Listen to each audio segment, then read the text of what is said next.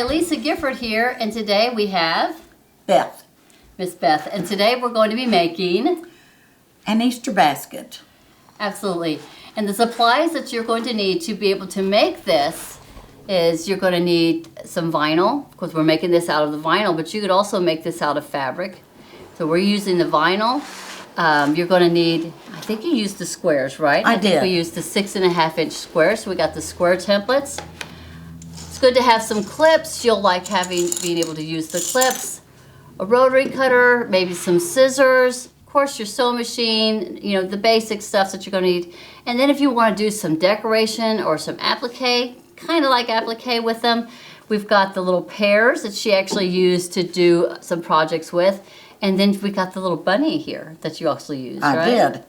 So I'm going to take a step back, and Miss Beth, why don't you go ahead and tell us a little bit of what you got there, show us the samples, and then how we get started on making this. Okay, these are the samples I made. This is supposed to be bunny ears, but they don't really look like bunny ears. Oh, yes, they do. With bunny ears, you need a little face. If I'd known we were going to show this, I would have brought a cotton ball or something and stuck on for his nose. And you just put little Easter grass in it and put some little Easter trinkets in there for him. And you used fabric. So I did. I used fabric. This is almost like a mixed media product. It is. Because you're using not only the vinyl, but you got the fabric too. Yes. Absolutely. Yes. And you kind of put something a little stiffer in there. So this is like our orange peel template. It is. I used the orange peel template for both of them. I did raw edge on the pink on the ears. And then I just made a fabric handle and sewed that to the sides. So if you're using this kind of a vinyl, it sews pretty well, don't it? It does. Yeah. It's a little bit harder to work with because it's stiffer than this is, but it's manageable. Okay. Now let's talk about this one here. This one is the vinyl type, and I used the small bunny template for the front. And this one right here. What I did with him, I was afraid I was going to cut myself. So I traced him and used my precision scissors to cut him out. Yeah, he's got a lot of cut lines in there. Yeah. So this is one I would, if you feel comfortable using the cut lines, great. If not, just trace it and cut it. These little scissors right here, they really get into the corners right here. Oh, fantastic. And yeah, this it was really easy. I love those scissors. If you don't have the precision scissors, you're going to want them. I love those. And I put a smaller fabric handle on this one. And put Easter grass in this one also. Okay, fantastic. So basically it looks like you just made almost like a cube and then you just kind of assembled it. So tell us a little bit how you did that. Okay, I cut my 6.5-inch squares and I sewed this. You have to mark it because you can't sew all the way down. On the inside, I marked a 1/4 inch on each corner that goes on the bottom. So is this like a Y seam we're doing here? No. Well, it could be, yes. But because you're sewing it, the seam where it's the edges are on the outside. Yeah. I had to make little dots right here to know where to stop sewing. That makes sense. And so I started at the top and sewed down to here. It stopped 1/4 inch till she got to together. And I did that on each side. Now she's sewing these wrong sides together. So exactly. You're not sewing right sides together. So that's what makes it have this cute look, because she's got the stitching on, and the seams on the outside. So right. That gives it body too. Yeah. Now if you're going to put something on the front, you need to put that on before you start putting this together, because it's going to be easier to sew. Yeah, and you just made a little chick. Now, I made a little chick, and I actually just hot glued him on, and I made a little Easter egg out of the small pear, and kind of shaped it into an egg shape. Okay. And hot glued him on too. Fantastic. And then I made my 2 front seams. So And you then sew these 3 pieces together. Right. All right. And then I took the back and the bottom. So you sew then these And I 2 sewed pieces these together. 2 pieces together. Okay. And then you start sewing the bottom on. And you start in, and then when you get here, you put these together like this. And stop at the 1/4 inch. It's Okay. helpful to have that on the inside because using some you know clips. where to stop. Okay, I see it. Right here. You can line those up like that, and that way you know your edges are the same, and you use your little clips to hold it. Let me get a good grip on it, and do it like this. There you go. You got that? Yeah. Okay.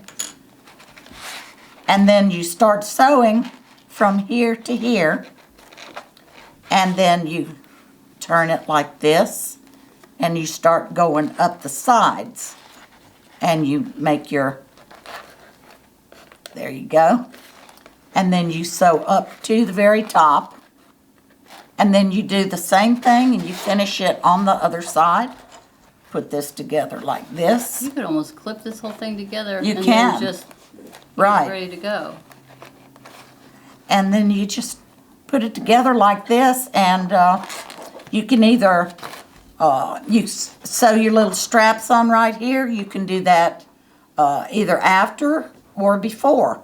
I did this before on this one. So you got I the did the straps straps on before I attached the whole back. Okay, but I could see where if you didn't do it right away, you could get still, back and do it. yeah, if you could still easily access it. Just turn it like this. And you And actually did a sew. little reinforcement I did. too, I so put that's some interesting. reinforcement on this. So that's where I could see you had done it before you attached the sides. Yeah. So she got her. Actually, I did that after I did the sides. I put all the it sewed? reinforcement on afterwards. Oh, yep, there it is. I thought it was sewed in, so I No. see that.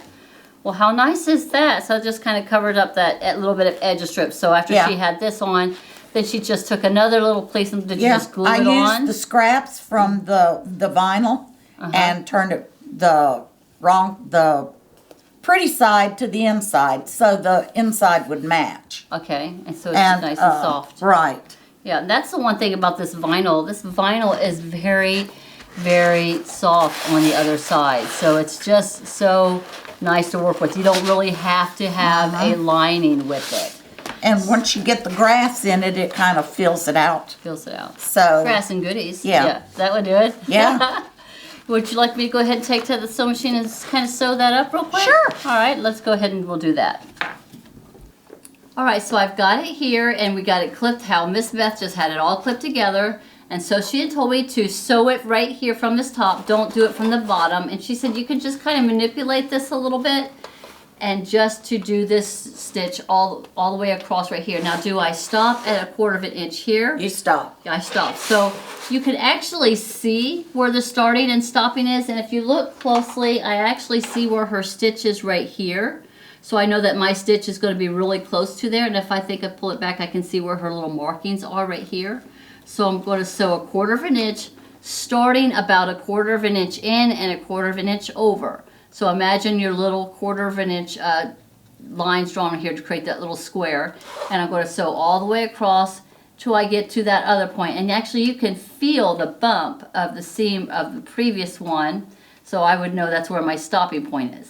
I got the machine set up at a 1/4 inch and I've got it at a close stitch length about 1.8, which is the setting on this machine. I'm on the M7.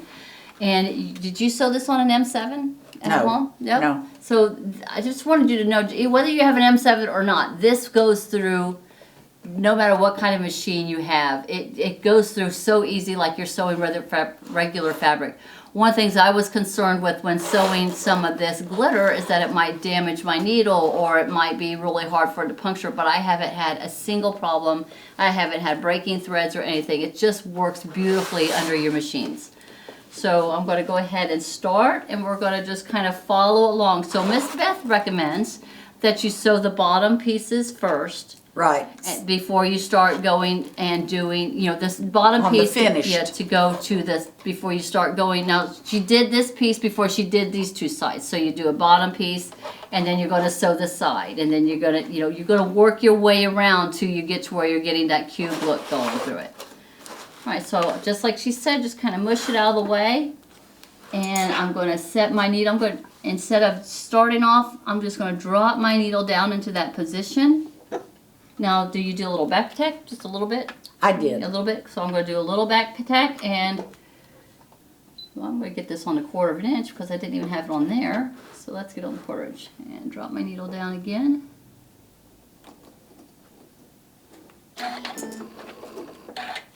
All right, just do it a little bit forwards and backwards, and then we're off to go.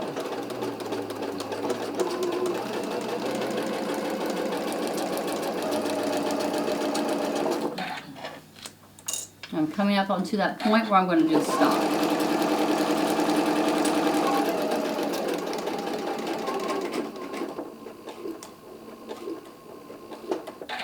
And then a back tack.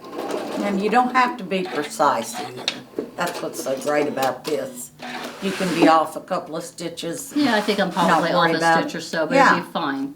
All right, so then that's going to be all 4 of the bottom pieces. So now we're just going to work on the side pieces. So did you start at the bottom and work up? I started at the bottom. You started at the bottom. All right, so now I'm just going to take it and kind of manipulate it around. So I'm going to see where my starting point is. It's going to be right here. And it's already clipped. So I'm not starting from the top, I'm going from the bottom. So I'm going to slide it over, get it at my 1/4 inch spot. And again, I find it's going to be easier if I just take my needle and I drop it down into the position that I want it to be.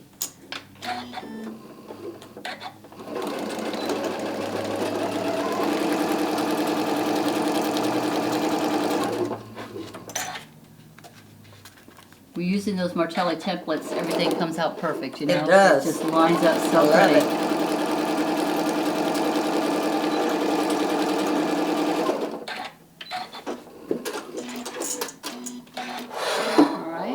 And there's that one, and we got one more side to go. So don't be afraid to manipulate that fabric just a little bit, and we're going to start from the bottom. I'm just going to kind of fold it back and out of the way. Same thing, I can actually see the little bump. I'm going to drop my needle down right here.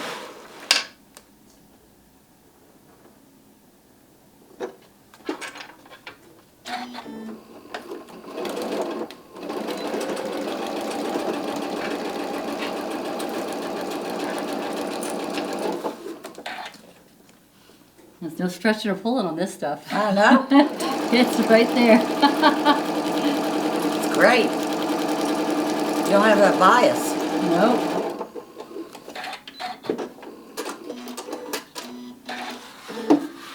And there we go. So the only thing you'd want to do is maybe clip your little threads, and then we'll meet you back at the table and we'll go from there. So Miss Beth, how would you finish this? I would make the handle like this. I like it narrower. I used a 2.5 inch strip of fabric. Probably about what, about 15 inches long, I would think? Yeah. Looks like about that? Yeah. Mm-hmm. And it was just a scrap piece I had. And I took it to the ironing board, ironed it down, and this is probably about 1/4 inch right here. I made it so it sewed right down the center of the strap. And then I took it to the sewing machine and sewed it to the sides, and that's what I would do with this. Yeah, and if you wanted to add the reinforcement, you could add that little reinforcement that we talked about earlier. Yeah. And then Zeke had brought up a point that, he likes the idea of the pinking shears. So if you was to sew this at 1/4 inch, what do you think? Probably just a little bit too... It would be too tight. You would get too close to the stitches. But if you sewed this seam at 1/2 inch, you could definitely pink this on all edges and around the top. That would be so cute. And it would be just adorable. Absolutely. We're all right now all about pinking shears. Exactly. It's such a beautiful element that you can add to a project and give you that raw edge. It kind of gives you more of that rustic or homespun look to whatever it is that you're making. So This is one of the a very simple, easy project, again, with the Martelli vinyls, and I think you can get these online. Be sure to go to Martelli Notions. Pick up any of the supplies that you might need. The squares, you know, the pears. I think these are called the pears or the bird templates, the bunny templates. We have all these things, the clips, all of this stuff. I want to thank you, Miss Beth, for being here with us today and being such an inspiration for these cute little projects that you've been coming up and doing for us.